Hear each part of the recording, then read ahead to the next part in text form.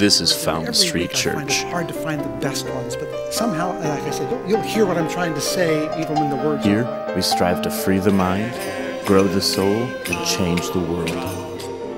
Here, there is freedom to doubt and freedom to believe. Here, you can find a house of prayer for all people. The swallow of Jonah. Welcome to Fountain Street Church. Join us on the journey.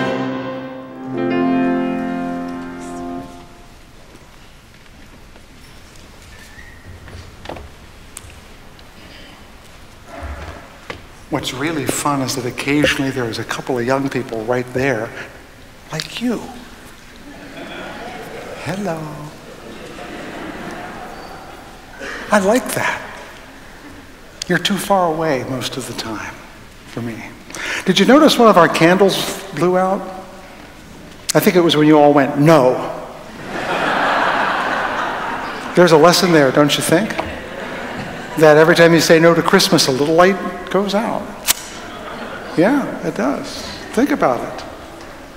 It's also like that with the pilgrim's story, as you talked about. Every time you refuse, for whatever reason, a person who wants to be part of your life, a light that could have been lit is not lit. It's hard, though, because there are some people that are hard to know. And some of them require lots of care. We call them high-maintenance people. I think the challenge is always to find the light in the other person than when it's hard to find. I don't have very much time today because you all want to go quickly and eat your cookies and you want to go quickly out into the world and do all the things that still need to be done. It comes every year, yet somehow we're always behind. Isn't that amazing? So I want you to help me to make this a good service, a good sermon. Because as I said, a sermon is not what I preach, it's what you hear. So I want you to dispose your hearts to hear all the good things I have to say and none of the bad ones. To be forgiving both of me and yourself. To allow perhaps the truth to slip between the words, to emerge, to take root, to be part of you.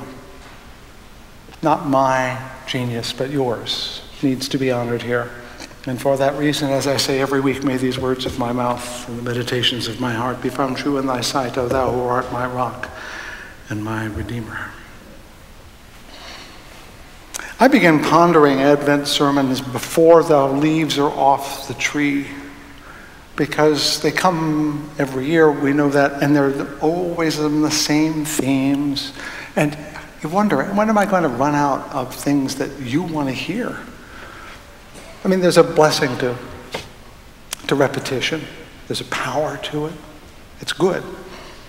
But I still want to make it fresh in some way. I want it to be fresh. And then, just this week, it finally made some sense, which is why sermon titles are deliberately ambiguous. I make room for intelligence to happen to me in the most unusual places. It happened to me, in fact, in part this morning, as I was walking to church and said, I don't like the first part of this sermon at all. It's way too didactic. Then it hit me like a ton of bricks. All those kids in our early service made me remember what it was like when I was a kid. And if you celebrated Christmas in your household, you know how the closer it got to Christmas Eve, the slower the clock went. Until by Christmas Eve, it seemed as though you had grown up between breakfast and lunch. And then from lunch to dinner, the whole world froze solid. And it would never, ever arrive, and it was monstrously boring. Wasn't it boring as a child to wait for Christmas? And if your parents allowed you to watch television, it was always boring television too. Something religious. If it wasn't religious, it was something suitably, it was Lawrence Welk. If your grandmother lived with you, that is. You know what I mean. It was tedious to the point of dreary, and you think, oh gosh, will Christmas never get here? Of course, if you're grown up, at this point you know the closer you get to Christmas, the faster the clock goes. It's as though I wake up today and it's already Christmas Eve. So I want to talk about time. I really do. because I want to make a point about time, because joy and time are very closely connected.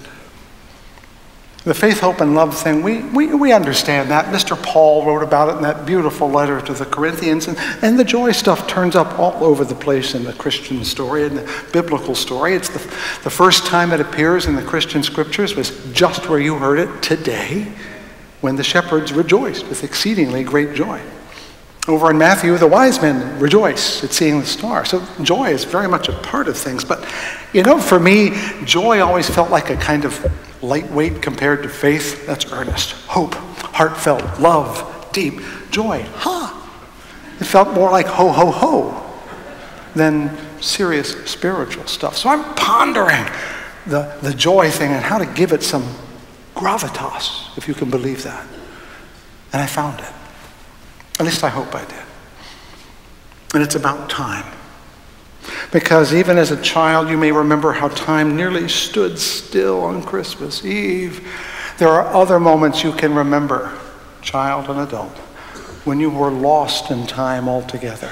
When I asked this question at the early service, a young man volunteered, and I mean a man, not a child, that once he went to the library, sat down with a book and was so involved in it, he didn't look up until he had finished it 7 hours later.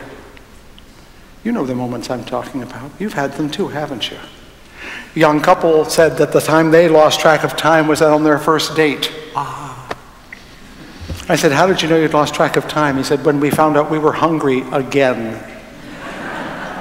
Yeah.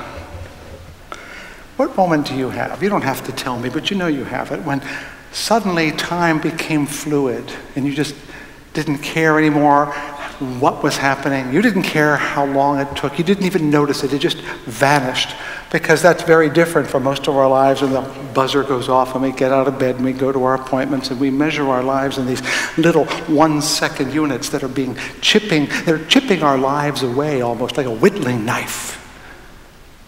But then there are those moments when we lose track of time, when suddenly it is no longer something we are measuring. It becomes a substance that we're swimming in.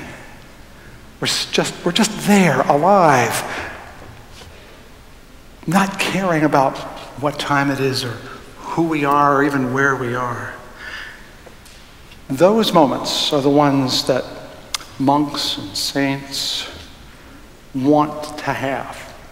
The Zen guys sitting there silently for days are waiting for moments when they become lost in time, when time vanishes and their sense of self vanishes. Those are the religious moments. We think that they're religious because a saint shows up or Jesus shows up or something. No, they're religious when you lose who you are